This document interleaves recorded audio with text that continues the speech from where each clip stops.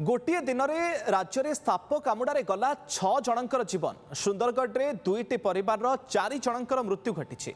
जलेश्वर और चांदबाली में सर्पाघात में 2 जन नाबालिका मृत्यु होती। सुंदरगढ़ टिकायतपाली अंचल तिलेईमाल गाँव में अजा नाती मृत्यु होती।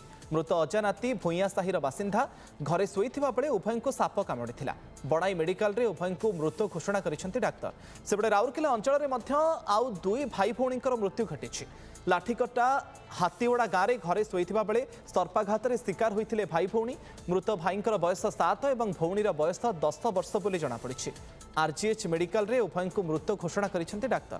बालेश्वर जलेश्वर अंचल में जड़े नाबालिका साप कामुड़े मृत्यु घटी।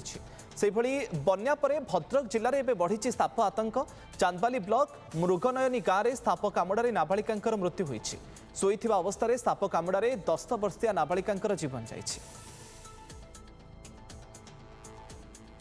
साप कामुड़े तुरंत निकटस्थ हॉस्पिटल को जाई चिकित्सा करने सहित स्थानीय प्रशासन को जोगाजोग करने को कहिसंती राजस्व मंत्री सुरेश पुजारी।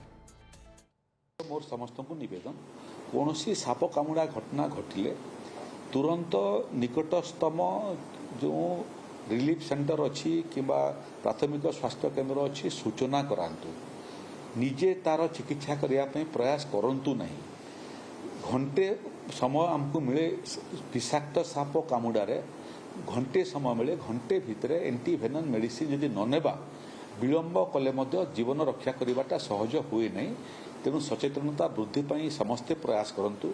जीवन बहुत मूल्यवान एवं समस्ते प्रयास करंतु। कौन सी भाया घटना हेले जिमिति निकटस्थम पीएससी हो सीएससी हो कौन स्वास्थ्य केन्द्र हो तहसीलदार हूँ बीडीओ हूँ कि आरआई सर्किल आरआई हूँ सूचना करूँ तुरंत मेडिसिन जी।